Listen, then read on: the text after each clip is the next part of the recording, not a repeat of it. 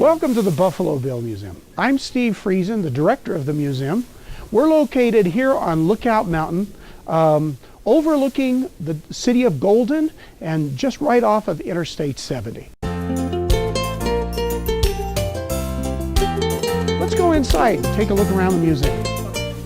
After Buffalo Bill died and was buried here in 1917, his foster son, Johnny Baker, talked to the city of Denver about putting a special museum up here about his foster father.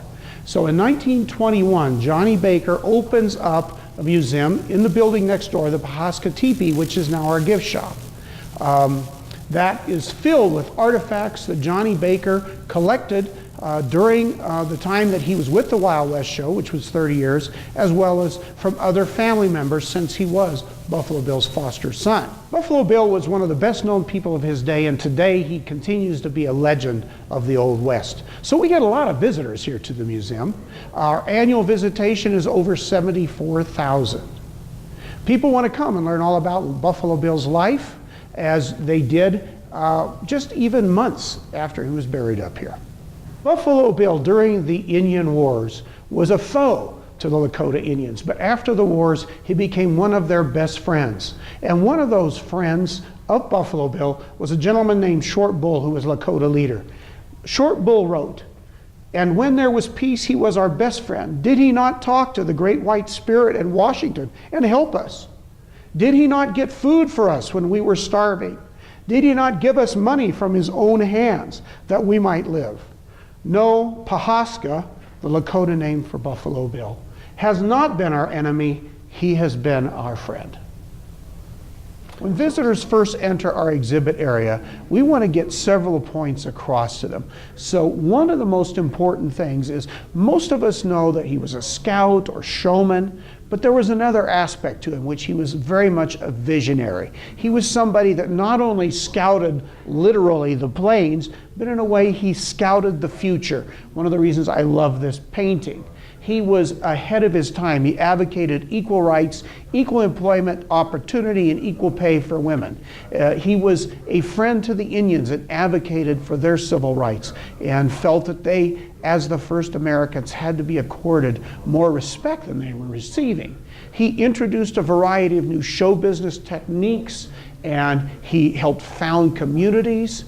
Today's modern rodeo has its roots within Buffalo Bill's Wild West. So he is very much of a visionary, somebody who helped establish, if you will, the New West. He told us about the Old West, but he wanted to be a part of forging the New West. You know, Buffalo Bill was a genuine article. He wasn't just a showman. He had experienced many of the things in the West that he then showed off to people and educated people about with his Buffalo Bill Wild West. Buffalo Bill got his reputation and his name as a buffalo hunter, hunting for meat, basically, to supply the workers of the Kansas Pacific and later Union Pacific railroads. He was very concerned, though, later on, after the time that he was a buffalo hunter, at the near decimation of the buffalo herds by people who are wanton in their killing of the buffalo rather than doing as he and the Indians before him had done, using the buffalo for meat and not wasting them. One of the other things that's important as one looks at Buffalo Bill's life and adds to his, if you will, authenticity, was he acted as a scout for the Army during the Indian Wars, and he was very valiant, very brave in what he had done, and in fact was given the Medal of Honor by Congress in 1872. Johnny Baker, because he was so close to Buffalo Bill as his foster son and actually as a performer with the Wild West for 30 years, was able to collect very important things from Buffalo Bill's life and from Buffalo Bill's Wild West shows. Among the nicer things that we have here in the museum are one of Buffalo Bill's favorite saddles with silver mounts on it. We also have two of his outfits, nicely beaded outfits that he wore in the Wild West show. We have some of his firearms and many other things that belong to him, as well as to his friends like Sitting Bull. We have a headdress that belonged to Sitting Bull, another headdress that belonged to a very close friend of his, Iron Tail. Iron Tail was a Lakota warrior who was one of 3 persons who posed for the design on the Indian head nickel. You know, Buffalo Bill actually became good friends with some of the Indians after the Indian Wars. One of the persons who he counted among his friends, and in fact who performed for around 4 months with the show, was the famous Lakota chief Sitting Bull. And we're very pleased and honored to have in our collection a headdress that belonged to Sitting Bull, as well as his bow and arrows, some other items that belonged to him and to his wife. Short Bull was a Lakota leader, and one of the leaders actually of the Ghost Dance. He became friends with Buffalo Bill after the Ghost Dance and while he was performing with Buffalo Bill's Wild West. And again, Short Bull considered Buffalo Bill a real ally to the Lakota Indians at a time when many efforts were being made to destroy their culture. Actually, Buffalo Bill tried to promote the Lakota culture. Buffalo Bill worked with some of the best lithographic companies of his day, and in fact today the posters that were produced by those companies for Buffalo Bill's Wild West are highly valued by collectors because they are considered so well done.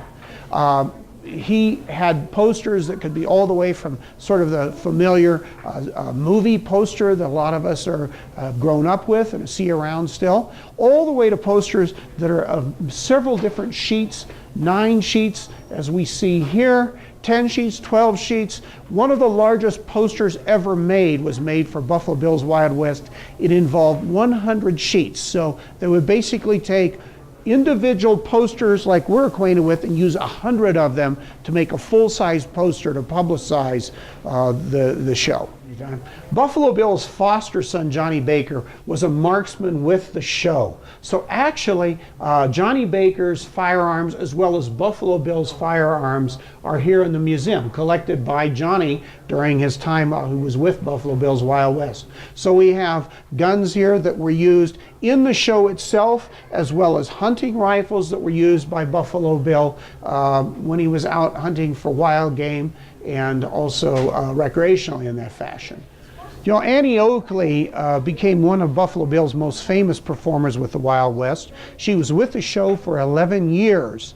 And one of the things that made her so important was she showed that a very feminine woman could nevertheless fire as well and in fact better than any man at targets, bringing him down one after another and doing anything that a man could do much better. So this year we are observing the 100th anniversary of Buffalo Bill's death. He died in Denver on January 10th. They had his funeral downtown Denver on January 14th. His body lay in state in the state capitol building. 20,000 people filed by to take one last look at him. And then he was buried here on Lookout Mountain on June 3rd, 1917. So for about 5 months, he was kept embalmed and preserved in a local mortuary and then buried here by his request on Lookout Mountain. There's been some controversy about that. However, all of his immediate family who were with him at his deathbed said he asked to be buried here on Lookout Mountain. And that's a story we're sticking with too. Many people in Wyoming feel he should have been buried up there, despite the fact that he did express to his family that he wanted to be buried here on Lookout Mountain.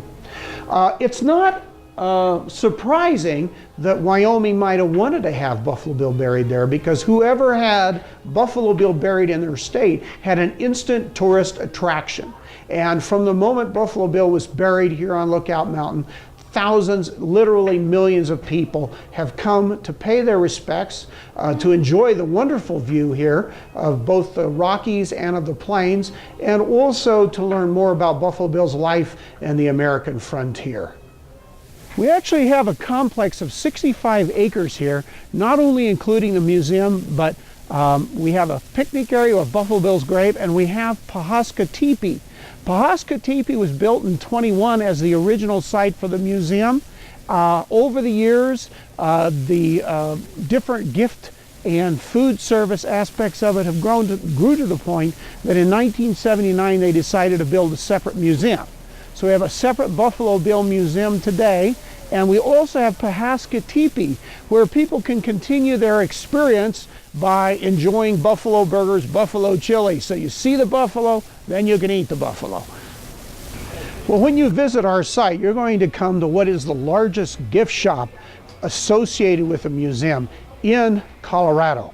We have a lot of variety of things. We can get all kinds of souvenirs, but particularly important for people who want more information about Buffalo Bill are the books that we sell. A variety of authors are represented here, giving different background on all aspects of Buffalo Bill's life. I am one of them. This particular book, Buffalo Bill, Scout, Showman, Visionary, talks about his life. It's an overview, and it is filled with many photographs of the artifacts that we have in the museum. So it makes a nice little souvenir. My latest book deals specifically with the Lakota who are part of Buffalo Bill's Wild West, and many of whom continued performing all the way to World War II. Because it was an opportunity to preserve and present their culture as well as a way of making money. For those of you unable to make the trip up Lookout Mountain to acquire some books here at the shop, many of these books, in fact I think all of them, are available on Amazon. So actually, outside of Americans, our largest number of visitors come from European countries. Today, from Europe, from England, from Germany, from France, from Italy. We have visitors from all over Europe who are interested in learning more about this legendary figure, Buffalo Bill, who's had so much of an influence on the way they look at the United States. We're in the building that was built by and for Johnny Baker back in 1921 to house the museum, a gift shop, and a restaurant space. Today, it is entirely devoted to gift shop and restaurant, and in fact, it is operated by Bill Carl with a company called H.W. Stewart that has been around since the 1890s, providing a variety of services to visitors to our Colorado Rockies. Bill, tell me a little bit about your connection here. Well, my family started on Pikes Peak, 1893. My grandmother was sort of raised there, and she became a little too old to be working on top of Pikes Peak, and this opportunity, when the Baker family decided to leave Pawhuska, Denver put it out to bid, and she was the successful bidder in 1957, and so she came to a mountain half the elevation and about 90 miles to the north, and came here to Pawhuska Teepee and remodeled it from the same fella that had built the Crest House on top of Mount Evans, a guy named Gus Rowland. And he did the remodel here for her. So it's a year-round facility now, and we've been at it off and on since 1956. Thank you for coming with me as we got to know the Buffalo Bill Museum and gravesite a little better. I'd like to invite you to learn more about this place by visiting our website, www.buffalobill.org. You can also learn quite a bit more about Buffalo Bill at that site. Now the museum, and we would certainly love to have you visit it, is open from 9 till 5, Tuesday through Sunday during the winter time. That's between November 1st and the end of April. And we are open 9 to 5, 7 days a week throughout the summer, beginning on May 1st and continuing through October 31st.